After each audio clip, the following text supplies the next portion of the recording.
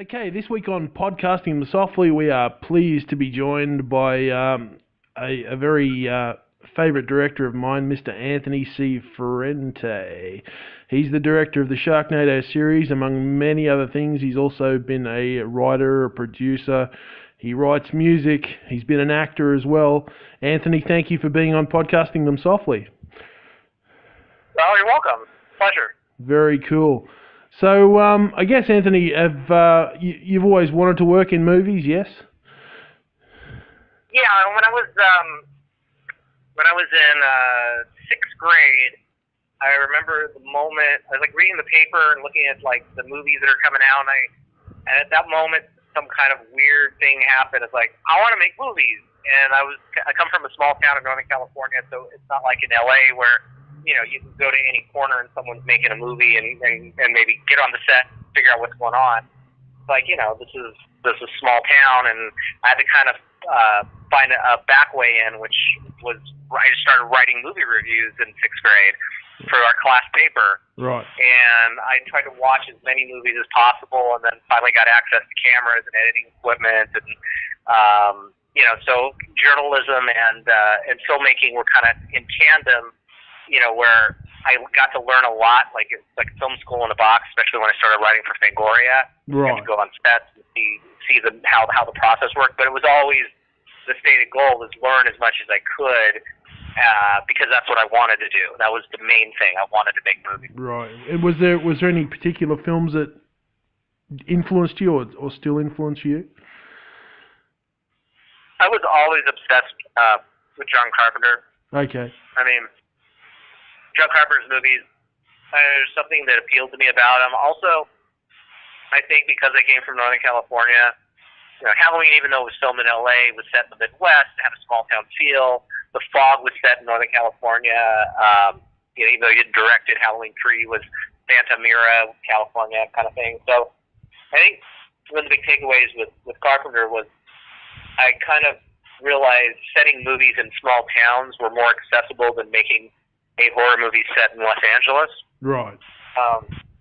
Because, coming from where I'm from, like, you understand,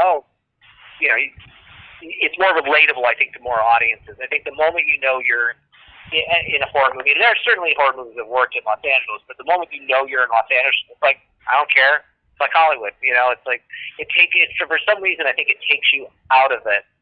My first movie, Boo, was set in, a small town as well, Santa Mira, because that's my kind of running gag because of Invasion of the Body Snatchers, the original, and Halloween 3, the town was Santa Mira, right. big town. Right. And so we shot Boo in LA, but it was not. We made sure that it didn't feel like you were in LA. I mean, I think you might get a couple glimpses of palm trees, but it does not feel. We shot in Santa Clarita for the small town, and then everything else was sort of this hospital in downtown LA. Right. So that's sort of my philosophy. Right. So you, after you left, you finished high school and you went to San Francisco to do your schooling there. I did. I went to community college at Los Medanos College and got my AA, and I continued to make short films. But then, after that, I went to San Francisco State University, and that was my official film school training. Right. But I will say that as much as I learned at San Francisco State, I'd say the third college I went to was the College of Fangoria magazine, because Tony Timpone, the editor there, and Mike Gingle, the associate editor, they were really generous to me because I was doing a lot of journalism and I loved the horror movies, and they gave me an opportunity to start writing for them. Right. And so they would send me down to movie sets in LA right. to cover. So I would get a rental car and go do 3 or 4 film sets. Wow. And then come back. And I learned so much because, like, the studio movies, when you go and cover them, they're like, they watch you like a hawk. You go in, it's like a group of people, and there's no wiggle room. It's like it's down to an exact science. Right. On low-budget horror movies, the filmmakers were very welcoming, and I'm still friends with many of the people that I met during those days, and I could just hang out. Like, I'd hang out all day, and I'd be watching the process of making a movie. Jeff Burr, I covered a bunch of his movies. Right. He's such a nice guy, and the effects guys were so welcoming to their studios and stuff. So it was really just for me, not having access to this, it was just a big eye-opener. And I would come back home after those set visits and go, hey, I just learned how to do rain and lightning, and I would experiment with it. Right, so right. It was cool. So that was like an extension on top of film school for you then. Yeah, I would say it was.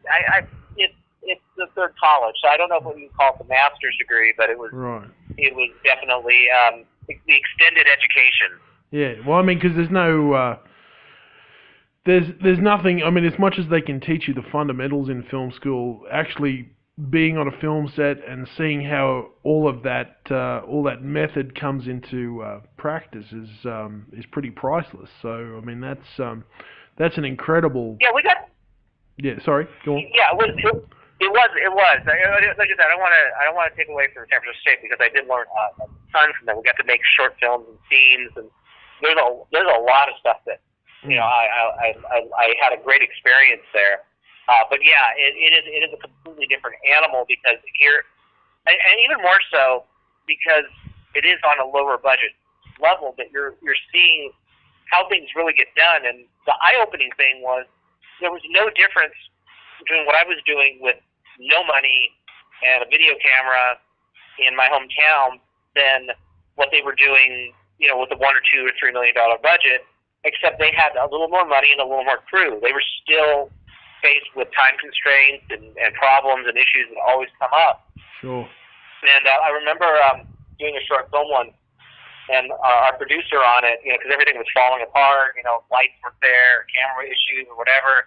And I remember her telling me, this isn't how movies are supposed to be made. She was just frustrated. Right. But then many years later, when I was working on a film, when I started doing makeup effects and worked on film, I called her up and I said, actually, I always remembered you saying that because it's like, I was frustrated too, but you verbalized it. But I just kind of knew because I had done so many shorts, you just kind of roll with punches. Right. I said, actually, the reality is this is the same thing. It is exactly the same thing.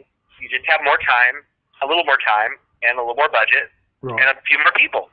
Sure. So I think that was the big eye-opening thing. It's just no different. Everybody thinks that you get to the studio level, and I certainly haven't had that opportunity, but I guarantee you when they're doing $100 or $200, $250 million movies, they have the same problems that we have doing Sharknadoes or that I have doing short films. It's exponentially increased. Right. Instead of 30 or 40 people crew, you have a 500-person crew. Right. I can't imagine what that's like. Yeah. And every minute you stand not doing something, there's it costs like $10,000 just to stand around or something like that. Yeah, definitely. Well, yeah, they have. No, it's funny. Like on Sharknado movies, I always say that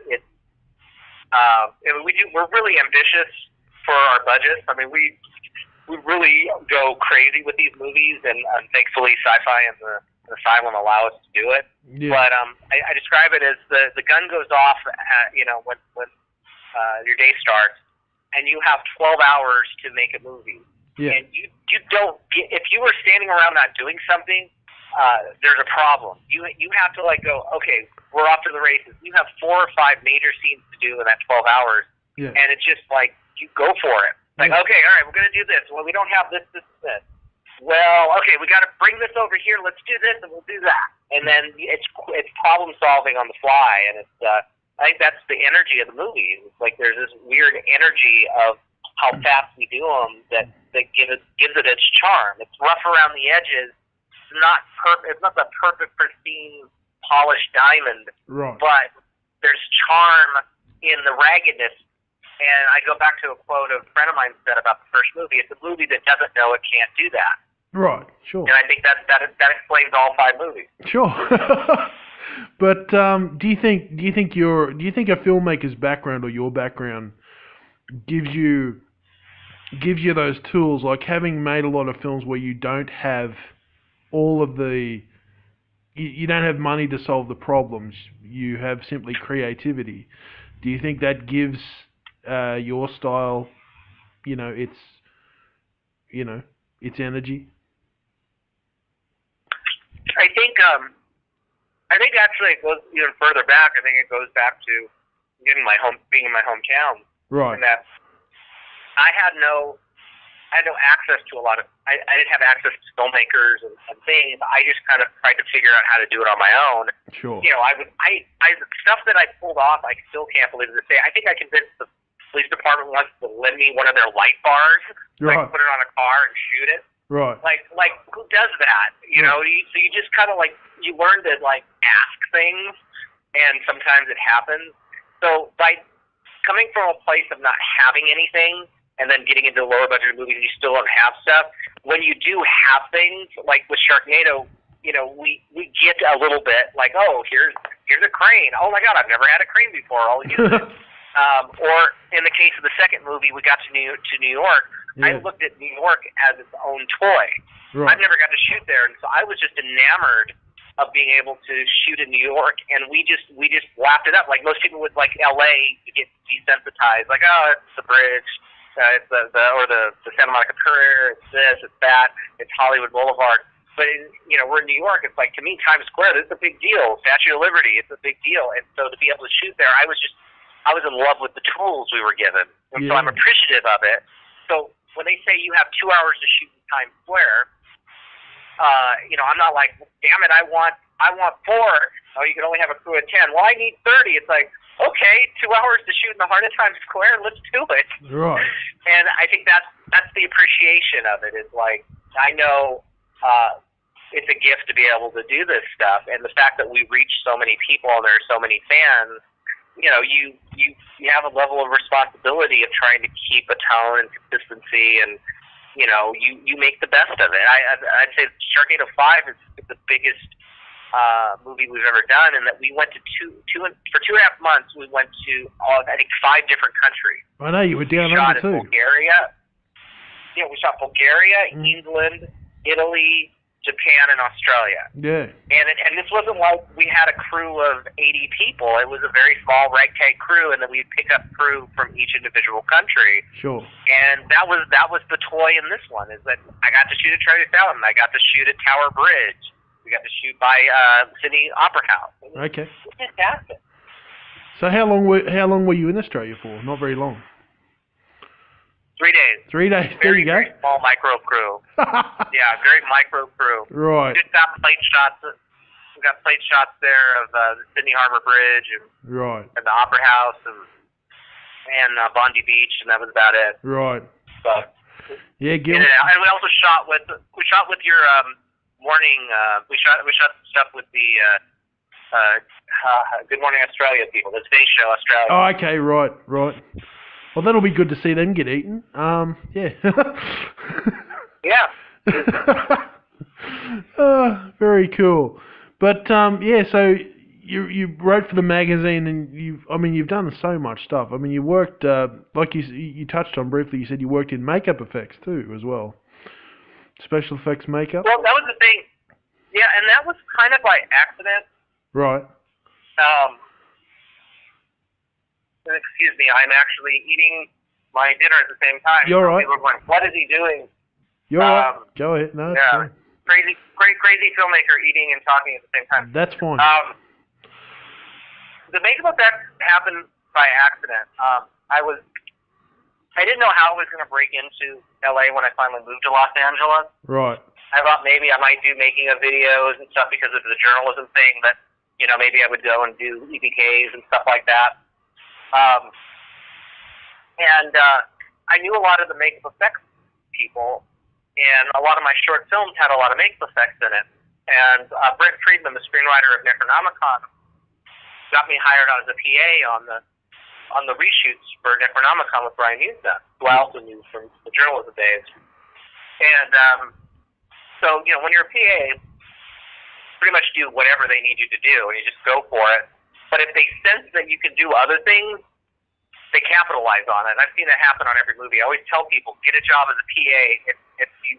If they sense that you can do things, you will move up pretty quickly in low budget. Right. And so I think I showed the line producer one of my shorts, and I go, hey, you could do makeup effects. Do you want to be a PA and also coordinate makeup effects at the same time?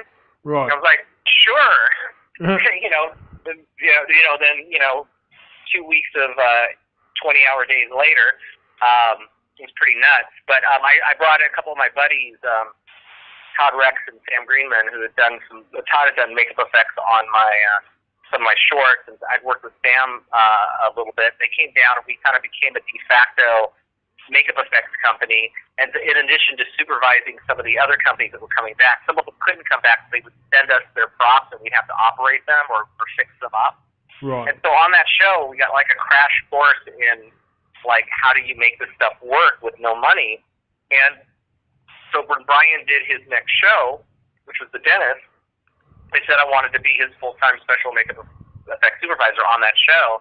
And so that's how I kind of fell into it. And then by doing the makeup effects, I got to direct this. I started making part of the deal to do all the second unit stuff. So it started off just doing second unit for makeup effects stuff only. Right. And then I did some uncredited stuff on Wishmaster 2 where I was actually doing the whole entire sequence for some of those makeup effects things, you know. And so that was kind of how it started. And so I kind of I wanted to direct, so I learned how to turn the makeup effects into the directing side of it, and it was great. Brian was so cool because, you know, he would, when the scripts were getting done, he would have me come in and say, give me your thoughts. We would talk about, you know, well, what if we did this or what if we did that with the makeup effects? And it was just fantastic. And I think there was a thing he did called the Install.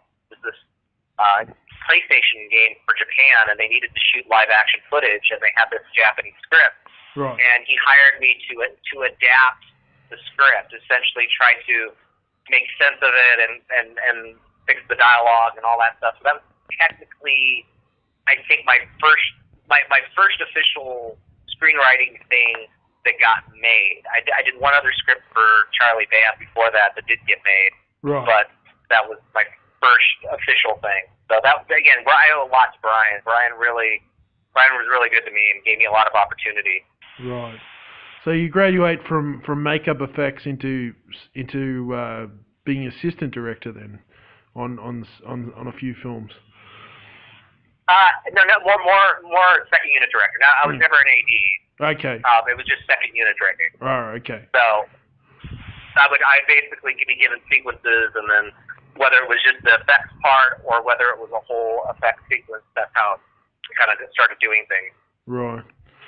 And then I basically was doing my short films at the same time while writing scripts, and then trying to get my own stuff set up. So I mean, I learned a lot. It took a while, and then finally, you know, I got Boo.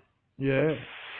I noticed in your credits too, you've done a bit of acting. We've all seen you do your little bits in the Sharknado films, but I noticed that right down the bottom, you were in this movie called The Video Dead. That was when I was like an amoeba. Like somebody said, "Hey, I can get you on a film set."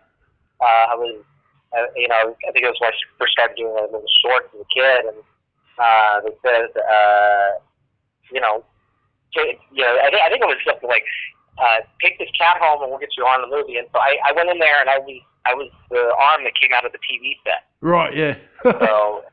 Yeah, so that was just, it was just like, and that kind of was my first taste of makeup effects. You know, right. But I was just a kid on that thing. Yeah. And so it was filming in San Francisco, and the people were really nice, and you know, but in terms of acting and other things, I would say I am far from an actor. Right.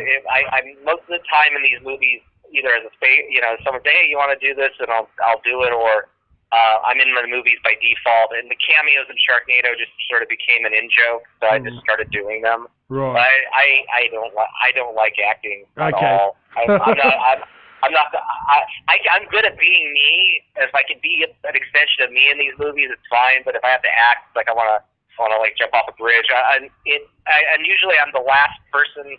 Like for Sharknado's, part of it is we're doing pickups all the time. Right. And usually at the very end, we need somebody to do something, and we don't have somebody available, so I end up doing it. Okay. So the only two times, like in Sharknado 1, I was the guy in the water, and because the underwater camera was so far from the shore, and we needed someone to drown, I was in there directing the camera, and I just pulled off my shirt and said, "Okay, just film me drowning," and that became the Sharknado cameo. Right. Number 2 was actually planned because I wanted to be on the train playing guitar. It was sort of like, okay, that'll be a fun in joke. Right. Sharknado 3 was, we needed someone to be the head of NASA, and we had nobody because we only could bring a crew of 5 in there. Right. And so it's like, oh crap, I'm the head of NASA. So and in this one, which this will humor you in 5, right. is that we needed a helicopter pilot for the Australia sequence. Right. And there was nobody left, so I do a terrible Australian accent. Okay. For Sharknado 5. Yeah, so you can mock me. But the great thing is, I know that I can spend all the time in the ADR booth trying to make it work, and if it doesn't work, then I'll loop myself. So okay. I have no shame in fixing my horribleness. Okay. Well, if you need an Australian dubbing voice, I'm happy to do it unaccredited. Well, we'll see how it goes in the ADR booth. Because, okay. Just give us a call. I'll do it unaccredited. I'll say whatever the line is, and I'll make you sound authentic. That sounds good. I may call you on that. We'll see how it goes. It's only a couple lines, so it's also a challenge of, okay, I'm going to make this work by gum. Yeah. Yeah, totally. I'm up for it. But you really are a talented man. I've noticed that you've written an awful lot of songs for all of the for films and whatnot. The Ballad of Sharknado. How did you? Is that? Yeah, I remember somebody telling me, "Do not write this song. Do not do this song. You will be laughed at." And I'm like, "No, we're gonna do it." Robbie Riss is my songwriting partner. He was Cousin Oliver in the Brady Bunch. He's been around forever. He's been an actor, and he's been a good friend of mine since I moved to Los Angeles. And on my first couple of short films, he did some music for me. And there was a short where we had a local band that had a song in the project. We finished the movie, and it was all edited and mixed and everything. And then the manager, and it was a band that went nowhere, but they came back. The manager goes, "Oh, well, we want more money for this. Otherwise, you can't use the song in the movie." I'm like, "We signed a contract, and you knew what it was. We didn't make any money off this. This was just a fan film kind of thing, short film project. It's like, we don't care." So I told Robbie about it, and he donated a few songs to it. But just come over to my studio. Right. Okay. So it's like, okay, what's the song? It's like, okay, it's this. It's like, okay, it's 2 minutes. Tempo is this. Okay, so we got the tempo down. Great. Okay. So it's like, you if you're trying to replace something, you don't want to replace it with something that suddenly is a ballad. You want to have the same beat, so it doesn't, because we're already done with the movie, it doesn't stick out like a sore thumb. And in 3 hours, we wrote this 1.5-minute song. Right. And I went back in, paid the money to replace that song with this one, and that was kind of the first thing of us kind of writing something. I mean, he's by far more accomplished than I am in all respects. I've always played music and I've written songs, but I look at him as like he's like Elvis Costello and Prince, Lindsey Buckingham. I'm like Paul Westerberg from The Replacements. I'm very ragged and sloppy and just spur of the moment. He knows the science, math of music, which is fantastic. It's a great compliment to the two of us of how we work. So when I did my first movie, Boo, I wanted like a Patsy Cline song. I wanted some blues stuff, and the producers would not pay to license anything. Right. And I was bummed because it was part of the tone of what I wanted to accomplish with the film. And he goes, well, come over to the studio and we'll work on something. And there was the singer, Ileana Amsalog, who had this rockabilly singer that I found. And she had that kind of Patsy Cline thing. It's like, can you be my Patsy Cline for this? And we wrote 2 songs for the film that Robbie produced in that sort of 60s style. And they never, actually, ironically, they never ended up in the movie because the producers said, why would you want to put Patsy Cline-like songs in a horror movie? And then after that, for like 2 years, there was nothing but Patsy Cline songs in a horror movie. So it's like, I was onto something. But the blues songs made it, and the blaxploitation theme, Count Pimpula thing, made it into the movie. And so with each film that I did, I just gave up on trying to license songs. On the second movie, I tried to get Season of the Witch by Donovan. Right. And we got permission to do a cover of it. It was only going to cost like $10,000, and we would do the cover, and the producer said no. Right. And so I finally just gave up and said, okay, Robbie, we'll just write our own stuff. And so each movie we would change the name of the band and do different types of music and write to the film.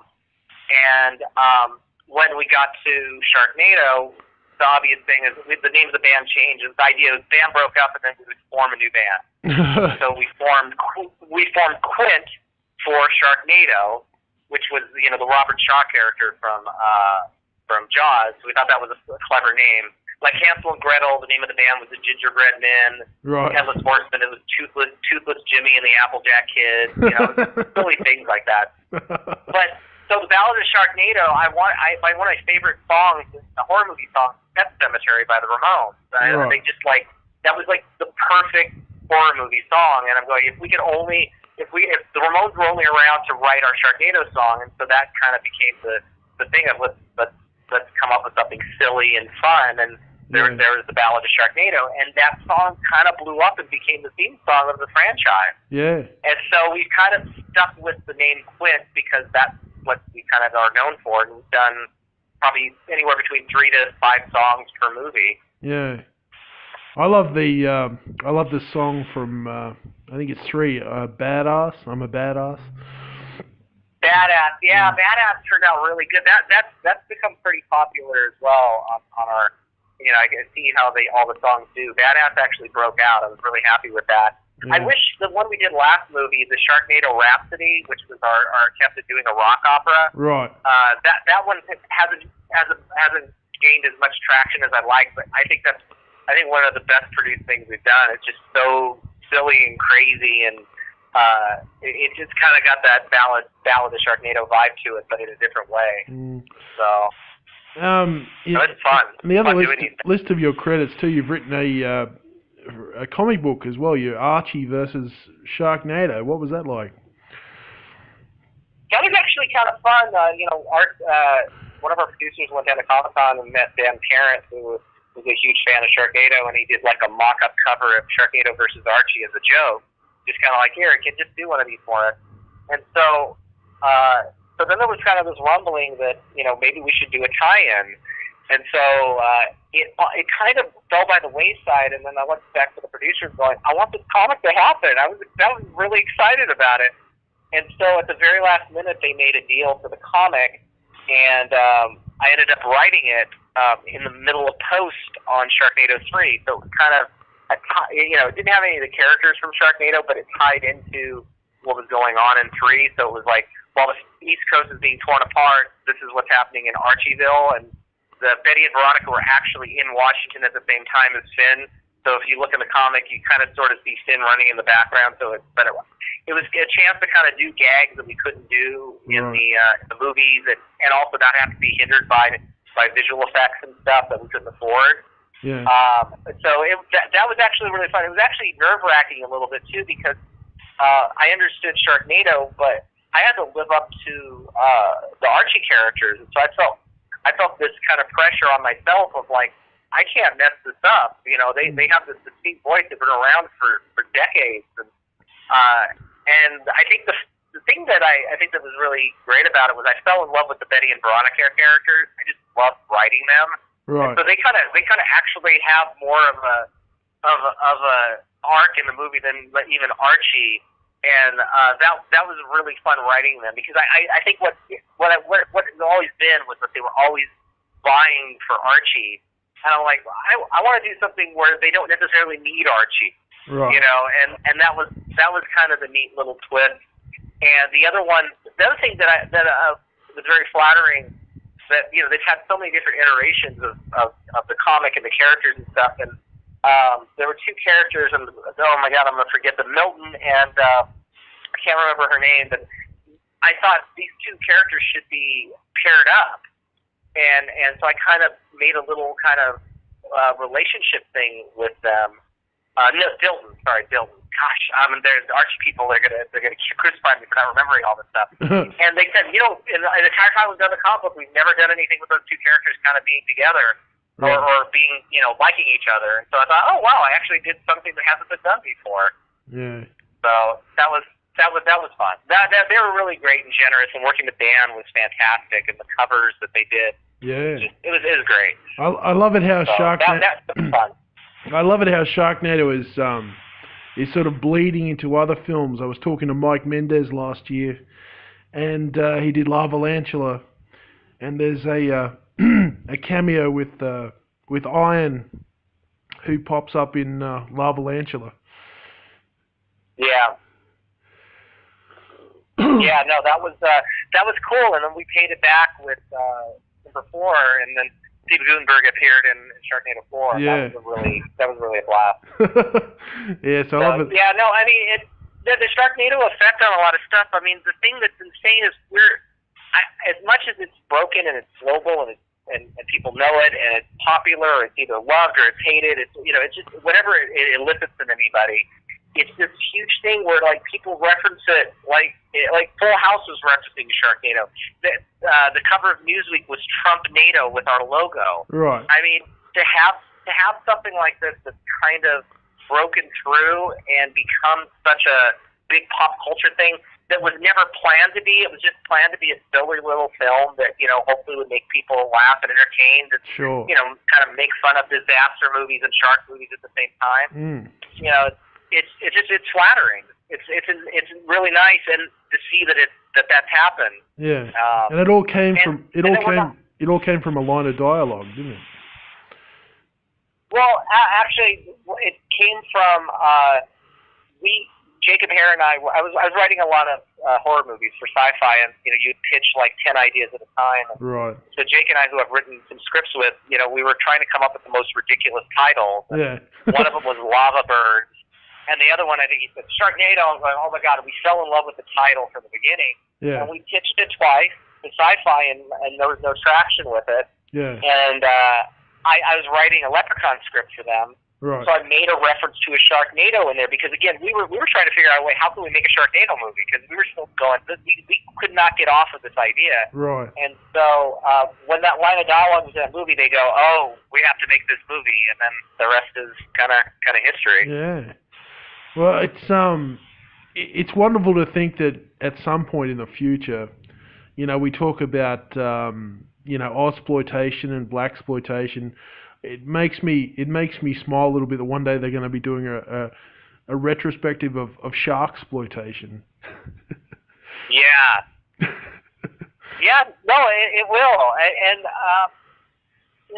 it's so strange because there's been so many iterations of there's Sharktopus that actually did really well for sci-fi, and they've had all these different things. Even Asylum had three-headed shark attack or two-headed shark attack, and there's just every single kind of silly thing, and it's Sharknado that somehow kind of broke through from just being a genre thing to mainstream, and like I said, it's cool that it happened, and it was owned by the fans. It wasn't something where the marketing god said you must watch the first Sharknado. It just happened. Yeah. The marketing came for 2, 3, 4, and 5, but the first movie, it's like there's that kind of organic thing, and it blew up on Twitter, and it was like one of the first kind of things that just happened organically like that. It's one of those happy accidents. It's like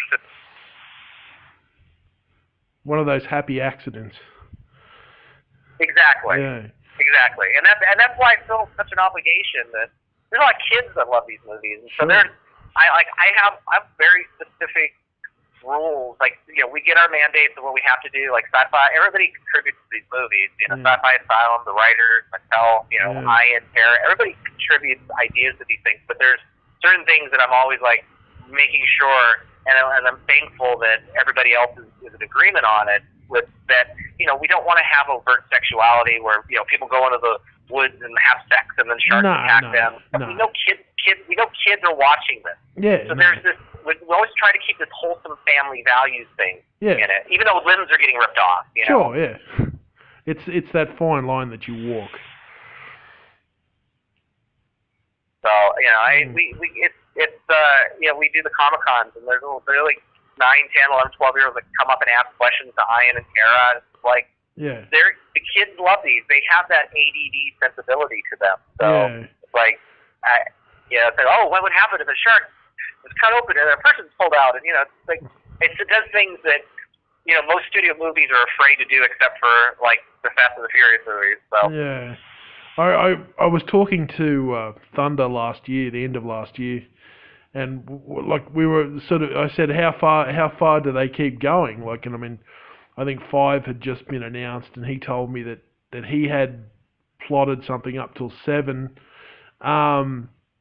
You know, I mean, a lot of these franchises can keep going. I mean, how, from your own point of view, how far do you see it going? Do you think it's a matter of, while it's popular, keep doing it, or you don't want to outstay your welcome at some point, or?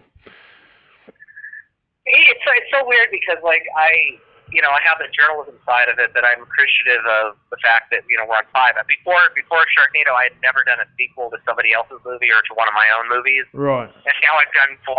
Now I've done 4 sequels. Yeah. But as a film for filmmaking side of it, the thing for me about these movies that makes it worth it is that each movie, I feel, is its own little genre. We do different things in each one of these movies, which to me, even though the plot is kind of similar and it's a Sharknado, right, like we're experimenting with different genres. The first right. movie is the first movie. It is what it is. It's Sharknado. Second one was a big New York movie. Right. A big New York disaster movie. Sure. The third movie we did like White House Down with Sharks in the beginning in Washington, so it felt like a conspiracy theory movie. Yeah. Then we did a big amusement park disaster film, and then we did space. So we crammed 3 movies into number 3. Right. And then you think there's nothing left to do, so the fourth one became our superhero movie. Right. And the fifth one is the international action adventure film. Right. So I feel like each of them have their own kind of sensibility and their own kind of tone in a weird way. Yeah. So I feel like if you can keep on doing something different and fresh, and there's still ideas, yeah. the movies are going to be around. We still have our core 2 actors. I pitched one to Thunder. I pitched a time travel one. That's something that everybody goes, oh, that would be great, and I think that's something that's certainly way down the road that could be a possibility. Like Army of Darkness meets Sharknado sort of thing. Yeah, that's an obvious thing. I mean, there's so many other, we always kind of wanted to do that action adventure thing, and I thought that was the kind of the fun way to go in this one. Yeah. I think there's certainly other things, but again, how far does it go? Because there's still, as much as like you could say aliens. Aliens could be another one, which right. We've never done anything with that. But then it's like you have 2 different things that compete, because even though we have a Sharknado in these movies, it's still sort of set in the real world. Right. Yeah. And even when we start pushing it to the direction of like Terra flying around and all that stuff, there's still this weird internal logic to it. Right. Yeah. So yeah.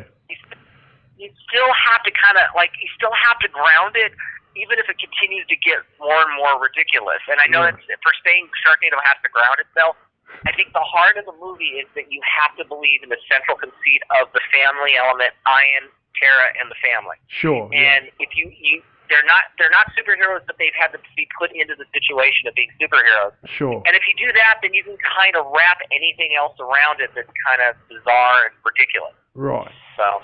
But you've got lots of other things going on besides Sharknado. You've just finished producing a new film. Yeah, Awaken the Shadow Man, which we did that 2 years ago, and I love the project. They originally wanted me as a director on it, but it was in the middle of me doing a commercial, and I wanted to be as involved as I could because I really loved it. It was a very different, spooky kind of 1970s style thriller, kind of like Rosemary's Baby, and I couldn't get it out of my head, and I was torn, but it wasn't in the cards for me to be able to helm it. But Woodrow and Skylar and James, who were involved in it, they let me be as involved as I could, and thankfully I was able to be there as much as I could to kind of guide it and kind of bring my horror sensibility to it. Right. And I'm just so proud of that film. It's a really solid, scary film. And because, it's not made by a studio, it was all independent and stuff, it could be what they wanted it to originally be. It could be the thing that didn't follow a specific formula. It didn't hit certain beats by a certain point. It was about telling this unique story. and that's what I love about it. And it stayed true to its roots. We that's the type we did before for Krampus and Trick or Treat. Not Trick or Treat. Did he do Trick or Treat? I can't remember. Right. But he did Krampus with Michael Dougherty, Right. and he did this amazing score for us. Right. Really, really great score, and it just elevates the film on so many levels. So it's coming out in late July on VOD and on theaters here in LA, and it's getting a lot of buzz. We just were Dances with Films Right. Film Festival, and it played great there. So I'm excited for people to see it. I think my background has started with horror, and every chance I get to kind of do something like that, it's fun. And it helps being the Sharknado guy because maybe more people will ultimately see the film because. Yeah, well, that's cool. And so Sharknado 5 comes out in August, yeah? I think August 6th, worldwide. August 6th. Well, there you go. Before I let you go, obviously you're the Sharknado guy at the moment, but are you? You'd be on the lookout for other stuff to direct as well.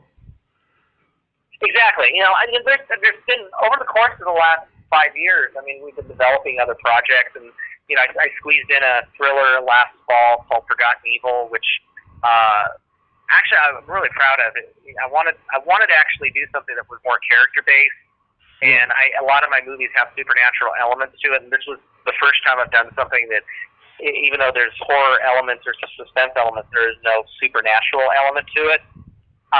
And so it was really fun to kind of get into that space. I wrote the script for Montiel Alicia, who was in Sharknado 5, and she plays the lead. And it was really fun. It's the first, even though I've done a lot of scripting on all the other projects, whether I get credit on it or not, this was the first thing since Boo that I wrote and directed solely myself. Right. And I also edited the film, so it was a nice kind of oasis in between Sharknado movies. Yeah. And then there's been a few other projects that we're getting close on. So I'm a filmmaker. When it's finding those things that matter to me and that I think I can do a good job with and that fits my sensibility. Yeah. And Sharknado certainly helped get me out there. And look, I'd love to jump to even bigger films. It'd be a blast to tackle. Like if Marvel came to me one day and said, "What movie would you like to do?" I would say Moon Knight. That's like my dream movie. Ever since I was a kid, I wanted to see Moon Knight made into a film. Wow. There you go. And so that's my dream project. And if it was DC, it would be Sandman. Okay. Cool. Well, we hope that the people at Marvel and DC are listening. There you go. Yes. Marvel, I'm the guy. Moon Knight, whatever we need to do. I'm so obsessed with Moon Knight. I have all the comic book series. I have every single action figure and bust that was ever made of Moon Knight. There you go. It's just, he is such a fantastic character, and there's been so many series of it through Marvel, like the original series in the early '80s that Doug mentioned, Jan DeMatteis. I mean, I'm probably butchering her name. That did that's like really the heart of what Moon Knight was. Right. And the latest run is really, really good. But over the years, the character is kind of like, for a while they tried to make him like a Punisher, or they tried to do this and that. But when he's this kind of pure, kind of damaged, everybody thinks he's like the second-rate Batman, which is not the case. He's a really unique character, and the core mythology and the core villains, he has some of the best Marvel villains that only really work with his universe. Yeah. And there's villains that you'll probably never see end up in any of the other Marvel movies, and maybe down the road, but he's in that horror space. So there's Stained Glass Scarlet and the Bushman and Midnight Man. I mean, there's really great characters. You could do so many good movies with this character, and even a TV show. So I'm hoping at some point, if it does happen, that my time on Sharknado gives me some consideration. I mean, the James Gunn, who I envy, did such a great job with Slither, and he started off with Troma. He's the Guardian of Guardians of the Galaxy. He's done a great job of doing that, and I think people like us, that come from these low budget movies, we can take that aesthetic and bring it to a bigger palette. And say, okay, here, you could do this, and it's accessible to mainstream audiences, and we can also save you a lot of money too. Yeah, it's been a real pleasure. Big fan of all your work. You're a very talented man. I thank you very much for giving me your time today. Sorry to interrupt your Great, dinner. thank you. Sorry to interrupt. Oh, no. No problem. I also want to say that the name of the thriller was Forgotten Evil, and it's going to come out on DVD in August. And I think it's also on Amazon Prime and some other places. I mean, it's available for rent right now, I think, in some places. Cool. Also, Quint, our band, all the songs that we did for Sharknado, you can find us on iTunes. The band named Quint. Cool. So the downloads and stuff were out there. And then Sharknado International called Sharknado 5 Global Warming August 6th. I have to get all my plugs in. All right, very cool. And yeah, look, I'm serious. You want those lines dubbed? I'll record them and send them to you. You just send me the lines, and I'll make you sound like a dinky die Australian, as they say. That sounds good. We'll see if I fail first. I did the first pass, and now I'm going to try one more time. All right. I watched some videos like of the oys and all that stuff, and I'm like, okay, hopefully I don't butcher the Australian language because I'll get crucified. So. Oh, that's cool. Well, just Crocodile Dundee. It's never fail. Just listen to Paul Hogan a couple of times. Yeah. Watch Crocodile Dundee before you go into the next one, and just start off British and make it lazy. It's a lazy British accent basically. It was fun. It was fun trying it. Like I said, I think it'll work out, but you might be getting a call from me. All right. But don't tell anybody. Okay, I won't. Even though we've told everybody on the podcast. Okay. All right. Okay. Well, thanks again. I appreciate the support, and we'll talk soon. Really cool. Thank you very much, Anthony, and have a good rest of your evening.